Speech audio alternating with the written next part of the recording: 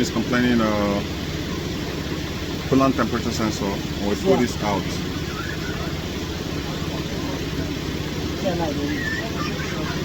You don't change them? No, yes, I think you are.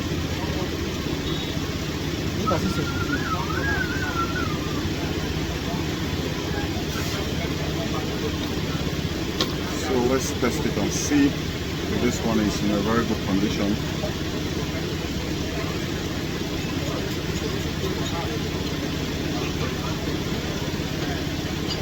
Just need to put the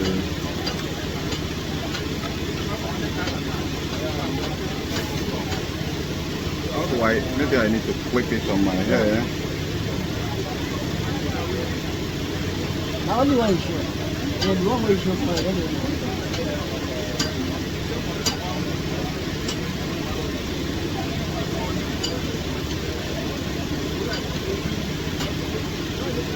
So let's see what it reads here.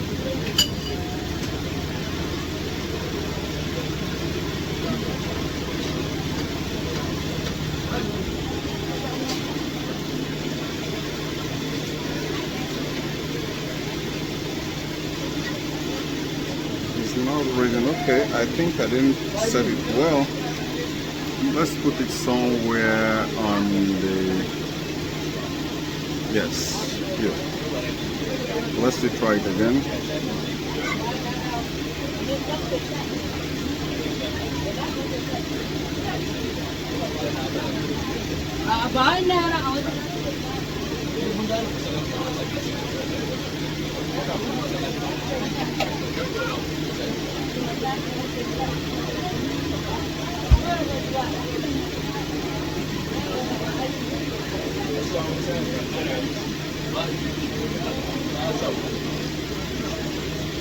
So this one is good, it's reading.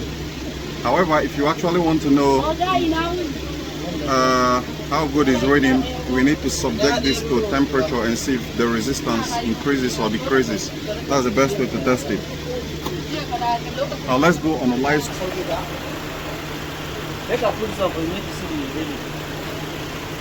Okay. The wire bar. Okay. On the live stream data here, we have coolant temperature. One is reading 64. So we need to find the second one. We need to find the second one because this very car here have two coolant temperature sensor.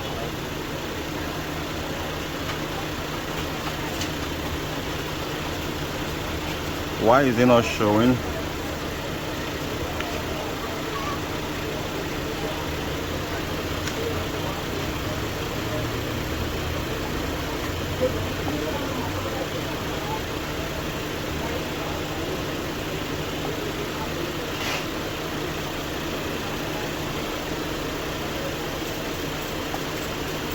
So let's read codes.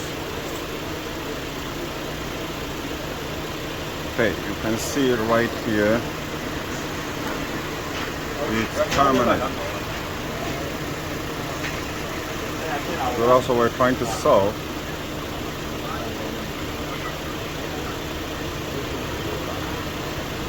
So he's talking about the temperature 2. Now we want to take a reading. This is the car in question. We're still running some diagnosis. It's Honda 014, 013 model. If I don't test that, I'll show you how to test them. You need to put them here. I test them now.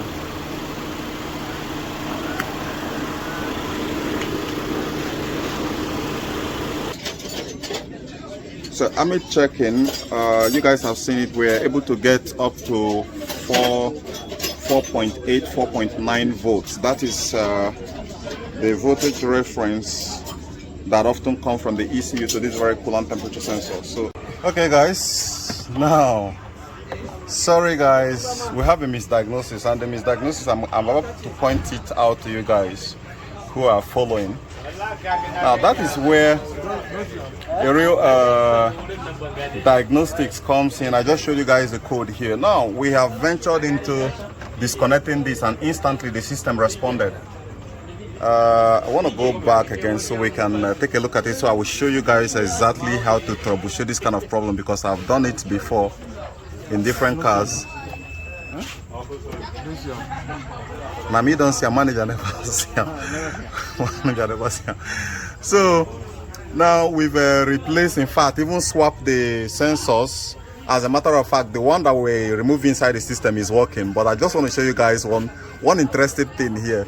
So let's go over here, control unit, engine system, PGMFI.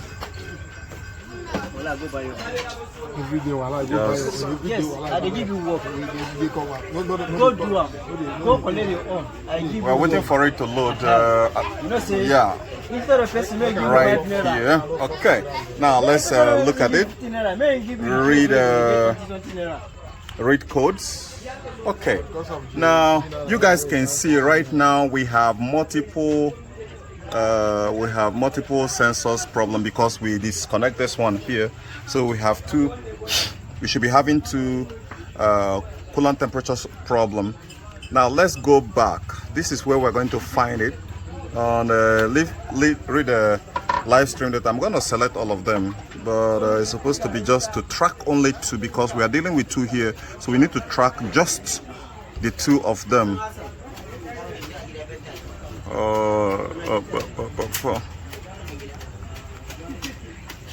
Since I'm not seeing it, I may just click all of them so I can save your time. Okay, now this is what we want to look out for. So on the that's perfect. So we have the ECT sensor 1 here is -40. We have ECT sensor 2 -40. So apparently this is actually real, because if you look down here, we've disconnected the connector for this very one here. It's not connected, and this one we have disconnected the wiring. Now what did I find here that is actually that proof that this is not where the problem is? That is where this very guy right here plays a critical role. Knowing how to use it is actually the good part of having a multimeter.